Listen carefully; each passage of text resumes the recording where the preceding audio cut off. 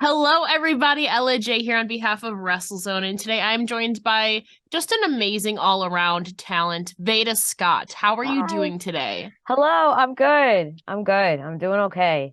Yeah, you, my friend, are coming off such an amazing last couple of weeks, this whole year. To be honest, you've been absolutely everywhere lately and highly succeeding. Obviously, now you're coming off of an exciting weekend with New Japan Pro Wrestling.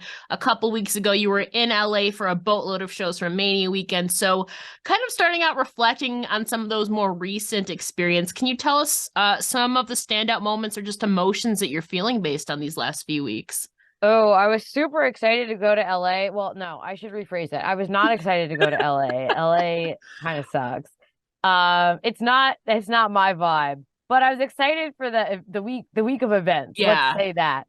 Um, so last year for which I keep like calling it Mania weekend, but first of all, it's not a weekend. Like this year It's a I left week. I It's just went I left I was at LAX for like a 4 p.m. flight on Saturday. So I wasn't there for any of the Mania Oh, stuff. okay. So like I don't know, I keep calling it that because everyone calls it that, but it's not even that. So, but there's no better name for it. Yeah. But like last year when it was in Texas, in Dallas, I had the chance to I want to say I called eight shows, nine shows, something like that. Yeah. And I got to do a lot of stuff and work with a lot of new people, and it was really, really motivating for the whole rest of the year and going into this year. So I was like so ready for LA. I had a bunch of cool stuff lined up that I was excited for. As well as my husband, Steve Mike Bailey, was also booked for a bunch of really Yeah. big matches. So we in Dallas, he did, I want to say it was nine Yeah, matches. I was gonna say I think it was 9 in like 3 days is what it Yeah, and was. then this year in LA he did 10 in Yeah. 3 days. Because they were like determined to beat that record, which is now you no more than that. Yeah. We're set. Um, but for LA, I had a bunch of cool stuff lined up. It was a little bit different this year because again, based on just how LA is laid out and how expensive everything is, there wasn't quite as much running. Like there weren't as many like random smaller shows, which is sort of a shame because that's kind of a fun way for a lot of the like the more local talent to really get showcased. So next year when it's in Philly, I'm hopeful that we can get a lot more of the like East Coast Oh talent yeah. showing out. But yeah, I got to do a bunch of really cool stuff in LA. I started on Wednesday with a couple of those more um they were still huge shows, but they were more local based talent in terms of like showcasing a lot of the SoCal talent, a lot of the West Coast talent. So it was awesome to get to work with some new promotions. And yeah, I got to also call two DDT shows, which I was really, really excited to get asked to do. Um, I did the emo fight show, which I like emo, that is not my culture, but I tried my best to follow along. But yeah, it was super fun. Of course, Gay Brunch is like my favorite show of the Yeah. year. Got to call that. Like I was so excited. I did not get to do anything like um fun or relaxing or anything the whole week, but I kind of planned it that way and I had a great time. So that was really cool. Got to work with a lot of people. And then but that was 2 weeks ago, even though it Yeah. feels like it was I know, yesterday. right? And then last week I got to go, well, I wrestled last week. You did. I my husband and I teamed up. We are Bird Law, and Bird Law fought Deanna Perrazzo and Steve Was this at Macklin. Revolver? This is that Revolver. Yeah. And this was the pre-championship reign. Well, Y- Macklin was and is the Revolver champion, but yes. this was last week. Yeah. So like they were on the come up, but they weren't quite there. And we did beat them. Um, but I got to wrestle, which is fun. And then I was out in San Francisco for two shows. And then that leads us to this past weekend, which was really big for me. So yeah, I that's know. the I past 2 weeks. exactly. That's just the last 2 weeks. I like just think about it. We're only 4 months into the year. That's just 2 weeks alone, just a And small then when did scope. I see you? I saw you, was that three The weeks weekend ago? before Okay, Mania. yes, yes. Where Yeah, I so wrestled again. That's you that's like did. 2 or 3 times that I'm on. You did. That's a lot for you. It used to be, I don't know if we'll get into this, but people We ask me will. like, do you still wrestle? Do you not wrestle? It's like, well, I used to wrestle like 3 or 4 matches a week, Yeah. which was like fun, but I don't necessarily um like physically want to do that anymore. So I'm at in a position now where I'm really lucky. I get to kind of pick and choose, when I get in the ring and when I don't. So things like I was super excited for when you were there. That was for ESW up in Yeah. Buffalo. My opponent that night, Christina Marie, is someone who is just so talented, so underrated. I was super excited to wrestle her for like, I think we said like the fifth or sixth time. We're not Yeah. sure. And then of course like Macklin and Deanna, like I'm not saying no to that. Yeah. Any bird law matches, basically, I will take. Bird So law. Okay. No, I would like you alluded to, you read my mind. I was gonna bring this up later, but since we're here now, like you said, you've been slowly more focusing now on going full time on with your on-air aspirations, but you do yes. occasionally lace up your boots. So what entices you then to still lace up your boots? What does it take to reel Veda Scott in for any in-ring appearances nowadays? Obviously, bird law Yeah. entices you, So, but but that's kind of like at the heart of it is yeah. like I wrestled for a long time because I wanted to be involved in wrestling. Yes. I enjoy wrestling.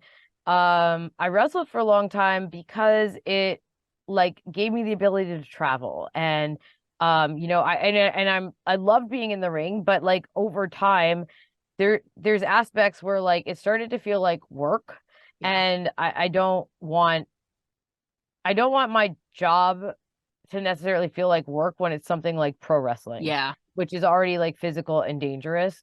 So there's kind of been a transition for me now where I kind of wrestle when I know it's going to be fun. And fun doesn't necessarily mean like just like silly and goofy, but fun like, challenging opponents, or like I said, teaming with Speedball is super fun. We got to do that all around the world and then kind of had to put the brakes on that for a Mhm. little while. And they start doing that again. But yeah, and it's also a matter of like I really, really love what I'm doing with commentary. And there was a period of time where I would, and I still do this sometimes, where like I would wrestle, maybe the first match on the show and then call the rest of the Yeah. show. And that's fun. But as I've taken on more and more responsibilities as an announcer, sometimes that's not possible for me to like go back and forth. Like I have to be there the whole time. Mhm. And I've kind of like I've if you would have asked me a few years ago, like, would you do commentary full time? I would have said no. And now it's like, well, that is what I want to do full time. And I wrestle kind of for fun. But like it's still important to me, but Yeah.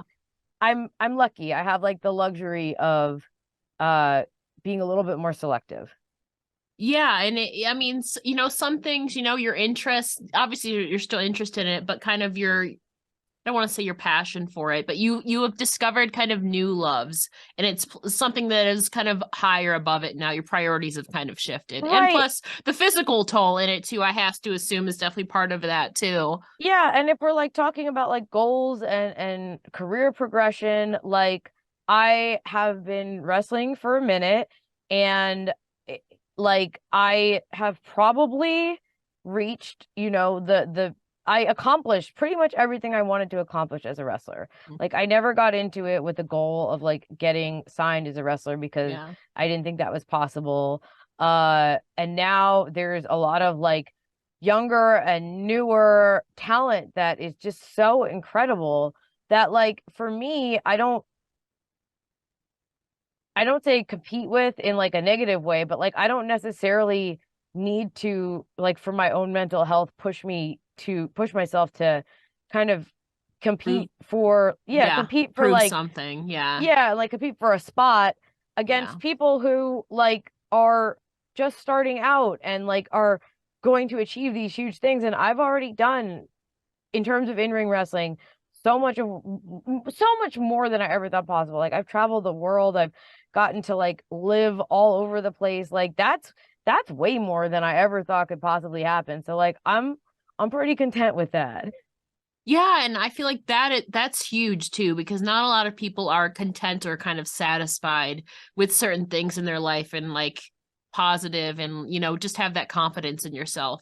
But especially too, you've gotten to live out some amazing moments and call some amazing matches. I know one moment in particular really meant a lot to you this past weekend, and that was calling the AEW International Championship between Orange Cassidy and Gabriel Kidd. So tell me more about this experience, not only calling the match, but watching it and just why it meant so much to you. Yeah, that was just a super cool experience because like when I talk about being content as a wrestler, like I'm okay there, but I am like very, very far from content and satisfied as a broadcaster. Yeah. And I just constantly like I want to call wrestling everywhere. I want to work with everybody. And like when the opportunity came up a few months ago to potentially do some stuff with New Japan Pro Wrestling, I was like, are you sure? Because that doesn't seem real. But it was. And I knew like as stuff started coming together for these shows, it was in Washington D.C. and Philadelphia. The Philadelphia one, which was yeah, it was Sunday. I don't know when this is airing, but Yeah. it's Monday right now. It was Yeah. yesterday.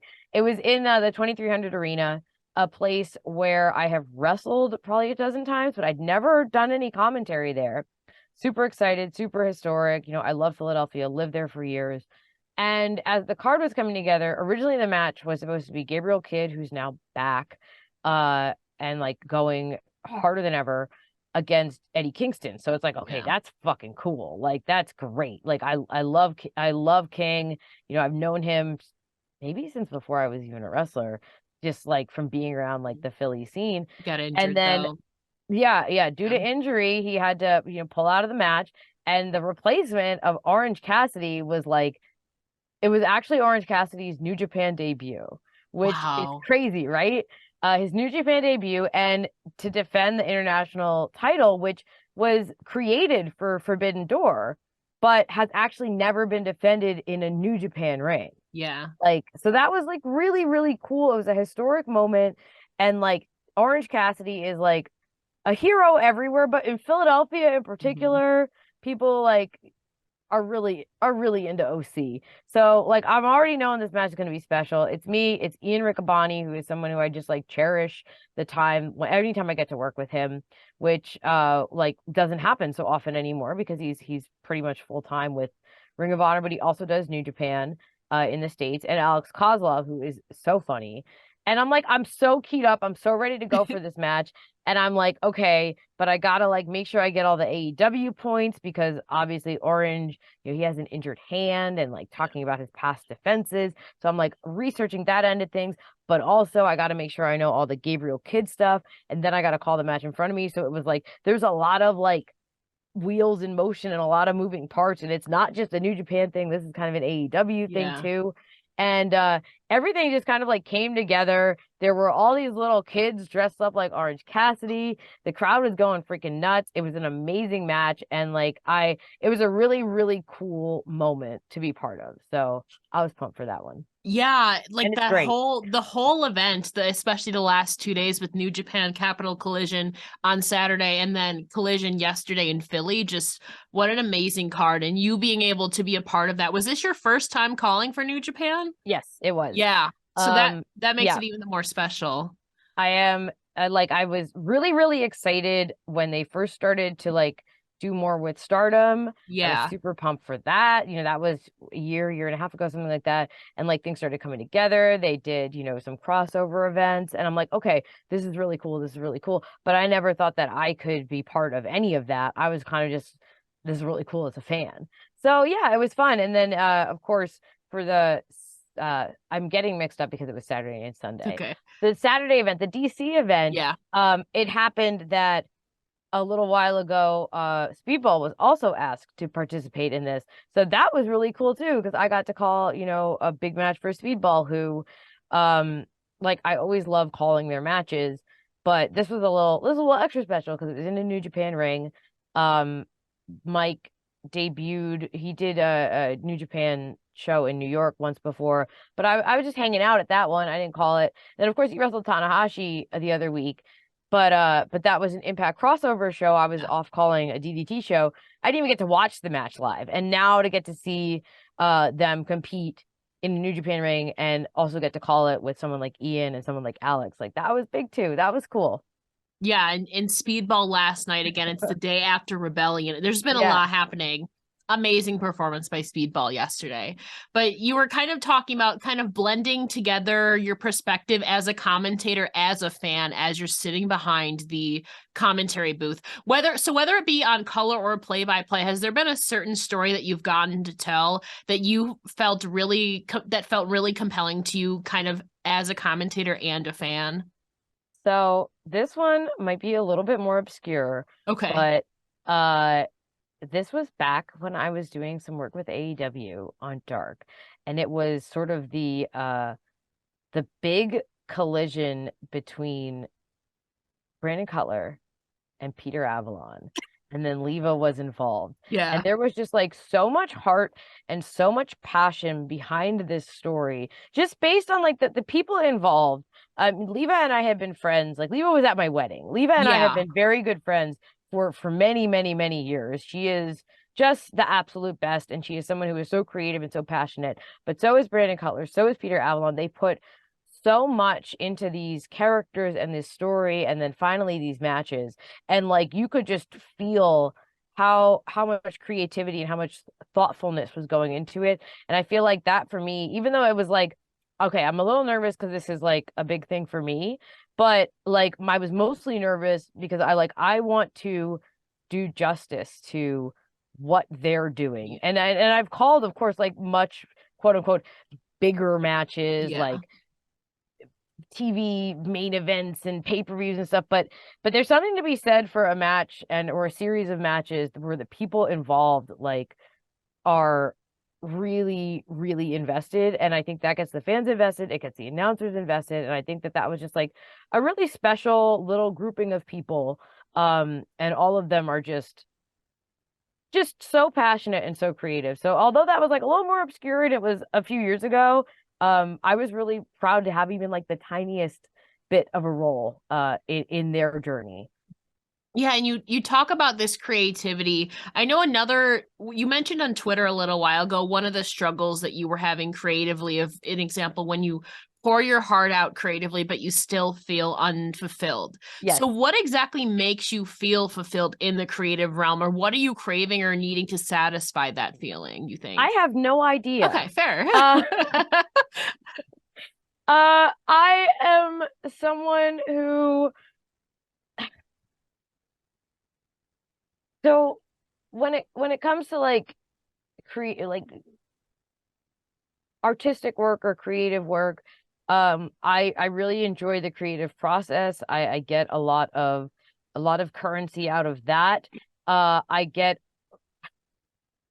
virtually no joy out of the finished product for anything I've ever created, and that is not just like a wrestling media or anything.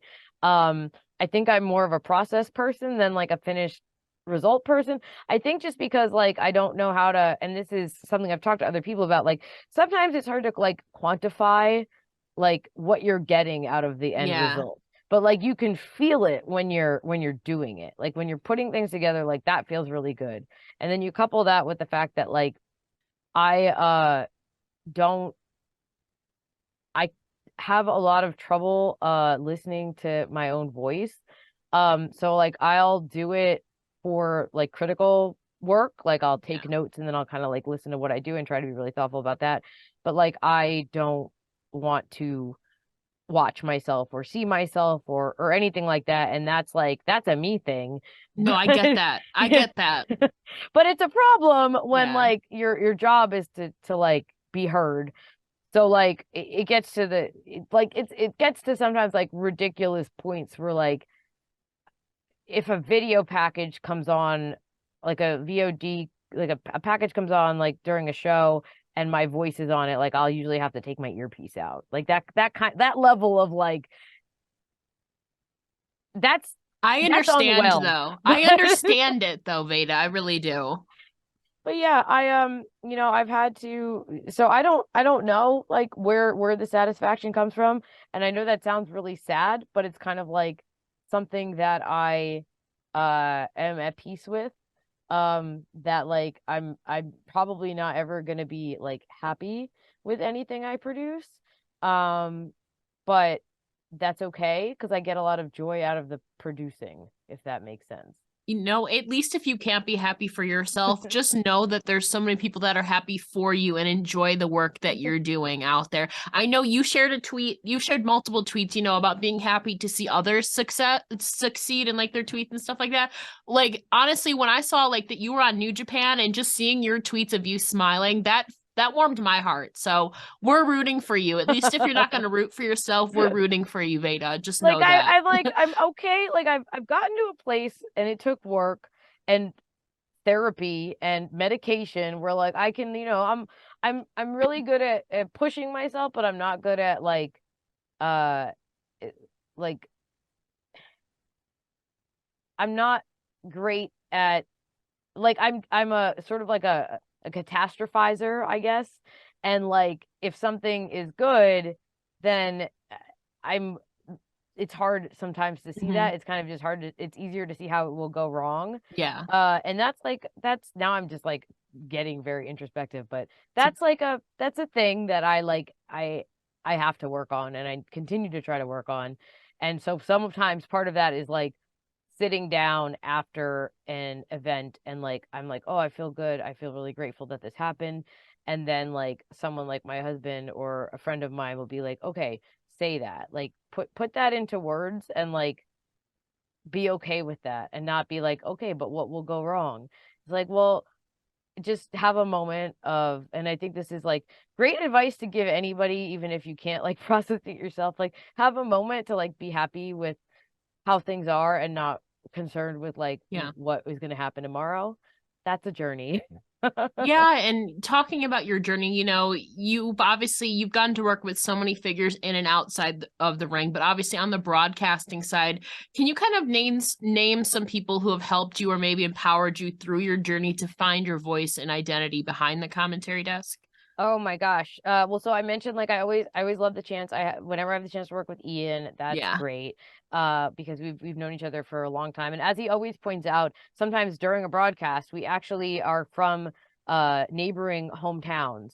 So our families knew each other. Our dads actually played music together. Like we didn't know each other. We both went to college in New York City. Like we didn't know each other until wrestling, but like we were on these kind of parallel paths.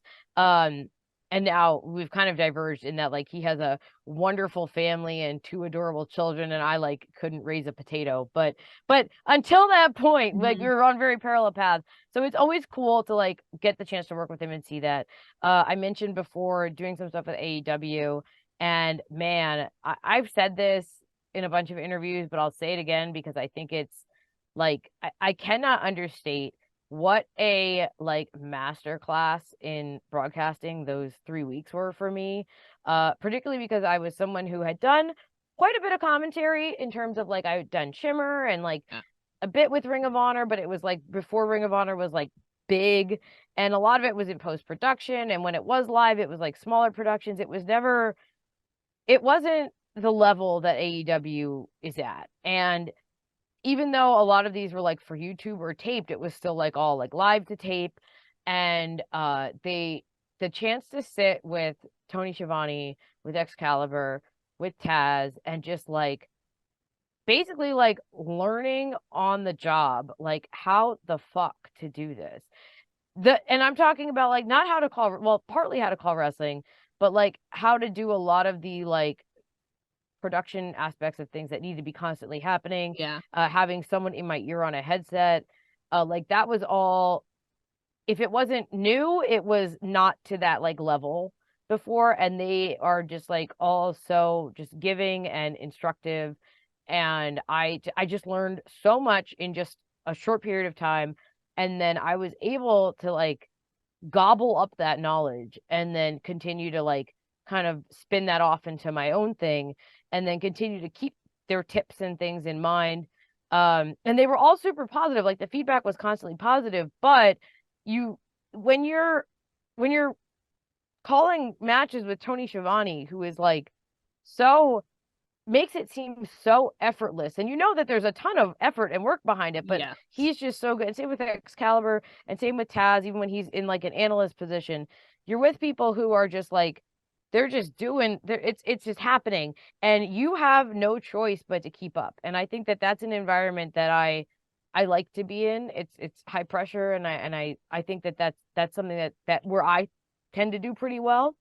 Just it's motivating for me, like a sink or swim kind of thing. And yeah, I had a great experience there.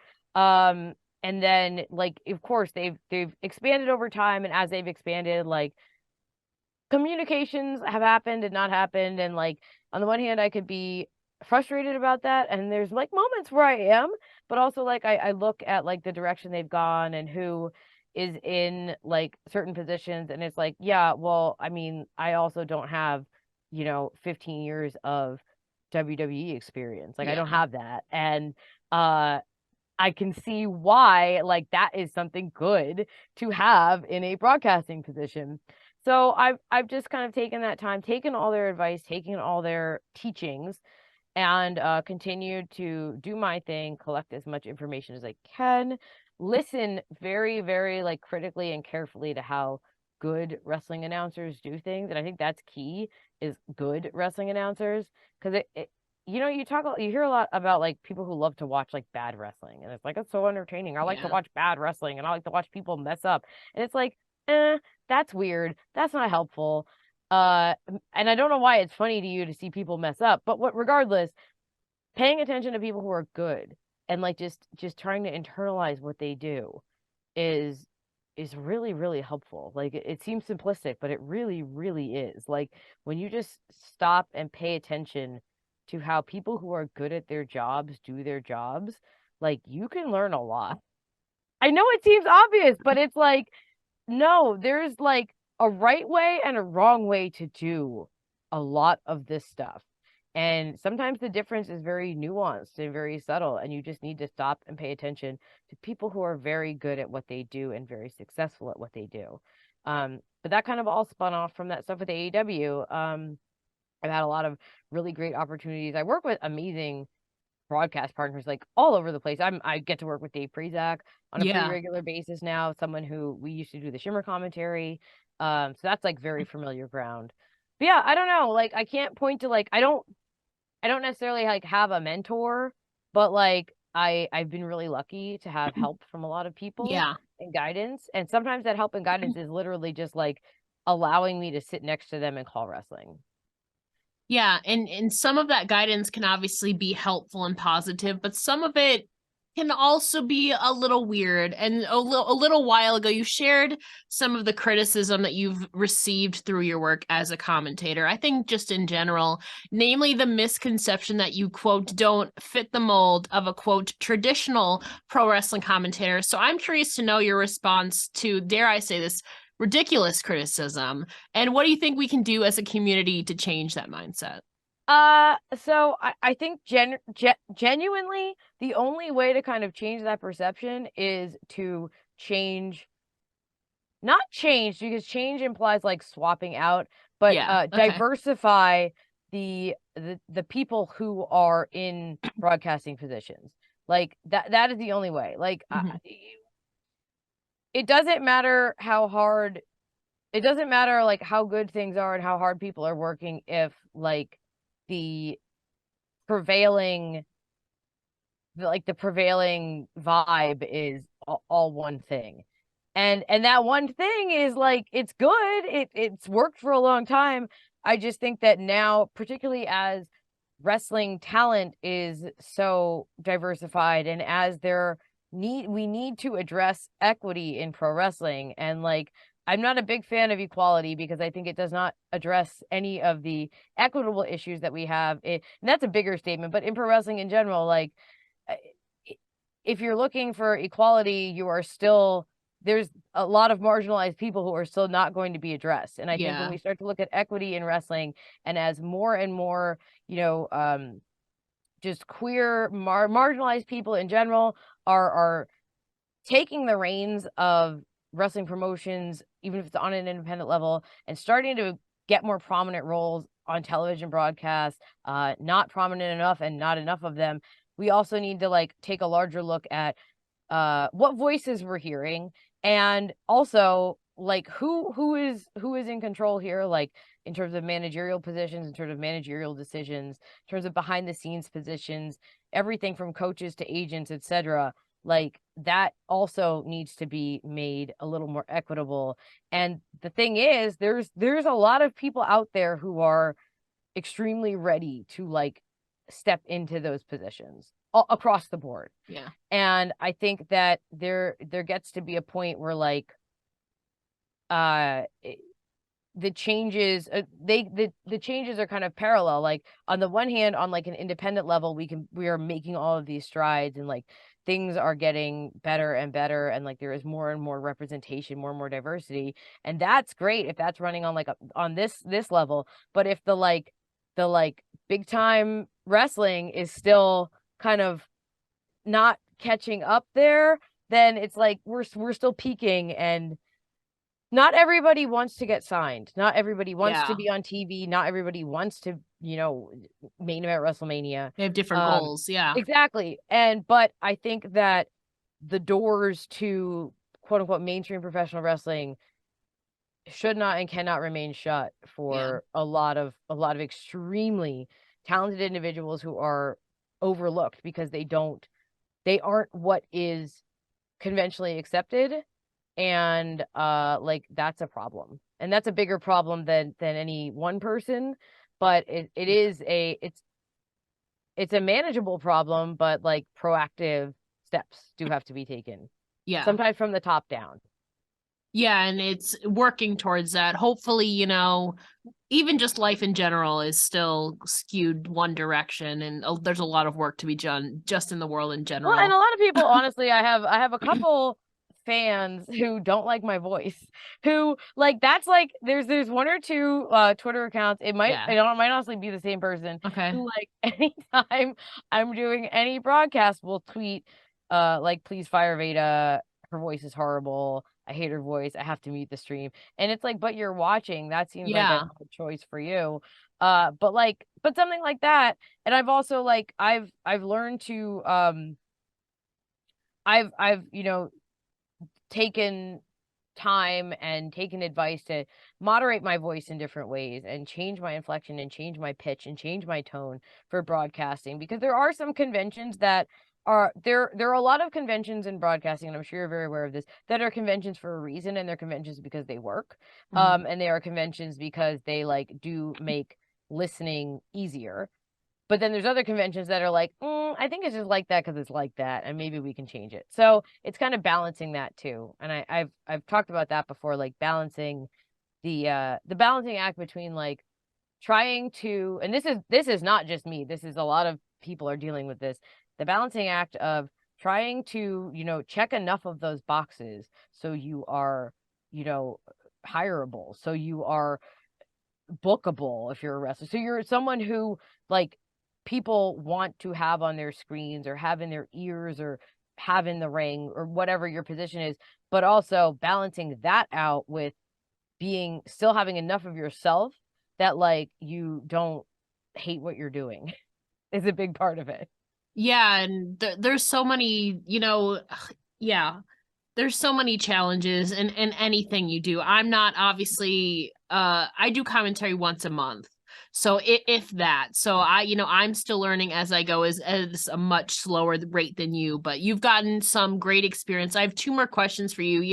We were talking about some of the weird criticism like you've gotten for your voice or whatever, which I think you have a lovely voice, by the way, but thank you. I hate the sound of it, but I think you can't appease everybody. but I think everyone is a little about the sound of their own voice, so I don't know. Even sometimes that's why I can't listen to myself back sometimes. But can you tell me more about some of the more helpful or constructive feedback that you've gotten from your commentary work? Yeah, so something that I work really, really hard at is preparation going into any commentary gig. And I think that is on the one hand, it's like it's a safety net for me. Like I'm a person who like I am very comforted by information. Like the more that I know about something, or the more that I can retain about something, like the better I feel about it. So I think that's helpful for me. If I'm going to call a wrestling show, I want to just like know as much as I can about the promotion, about I'll watch as much as I can to get into it, learn as much as I can about the wrestlers. And that's partly for me because like that preparing, or some might say over preparing, is like a very just part of my process. Yeah.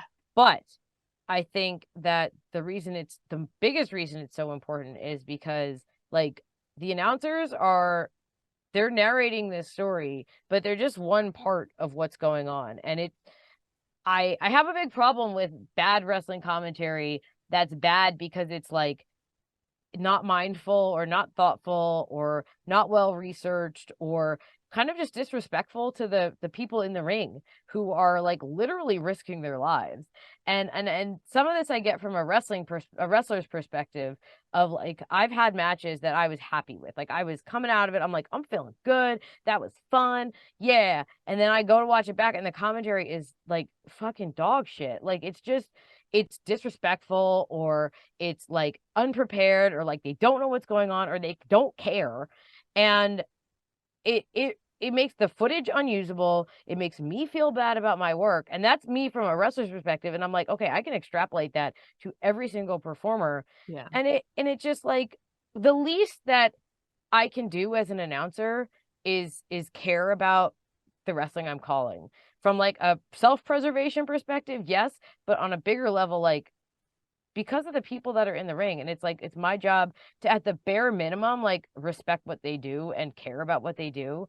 And so the best feedback that I ever get is when a wrestler says either they watched a match back and they were really happy with the commentary and I got what they were trying to do and I like told their story, or I have some wrestlers who specifically ask me to call their matches. Like if we're on a show together, and sometimes commentary rotates, or Yeah. if they have a big match coming up, they'll request that I'm there to call it. And that is like, that means so much more than any like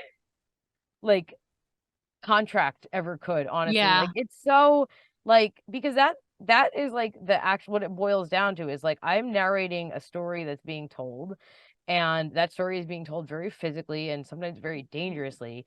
And like I think that you can take this and and extend it to all aspects of life, but I think that the one thing that is missing from a lot of everything is care. And when you care about what you're doing, when you put thoughtfulness and mindfulness into what you're doing, um everybody benefits from that. So I think that like the number one bit of like feedback and advice that I have gotten as an announcer is like just make sure you care. Like make sure that you take this serious and you care. And like taking it seriously doesn't necessarily mean like being like boring or robotic or Yeah. anything, but it does mean like respecting your broadcast colleagues, respecting what is happening in the ring. And I think that like you can apply that to any part of life, but like you need to take a moment and like and really care. And if you don't care, then maybe you shouldn't be doing that thing that you're doing. And I think that's good advice too. Yeah. It took me a while to get to that point in general where it's like there's things where I'm like I don't care about this at all. Like I don't. And it's like, well, then why am I spending my very, very short time like doing that? So I don't know. But yeah, the best feedback I've gotten has not even been like practical, like nuts and bolts, like how to Yeah. call a wrestling match. It's been people who are pleased with my work on their work. And yeah, like, man, it doesn't get better than that. I know that's such a high compliment too when people like go out of your way. That's when you know you're good, Veda. I'm gonna try to convince I you. care a lot. You do, you I do. care a lot. And like, I think that caring a lot about like you can go too far with that, like when you care too much, then like Yeah. just you're constantly on the edge of just like crumbling. Yeah, and then you're like But overthinking. Yeah, yeah. yeah, but I think that like if you want to make something like, I'm really lucky, and I'm sure you will agree with this too, because I know you've undertaken your own journey recently into just full-time content creation. If you are We're really lucky to have jobs and have passions that we care about, because there are a lot of people who like they have their employment and they don't particularly care about it one way or another. And sometimes that's okay. Like sometimes just showing up like punching the clock and then like having the rest of your life and like your family or whatever, like that's fine. That's healthy if that's your balance. And then there's other people, friends I have who absolutely just hate what they do. They hate it. They either hate it or they don't care. And people like us are really, really fortunate to have an enterprise that we are able to do that we really care about.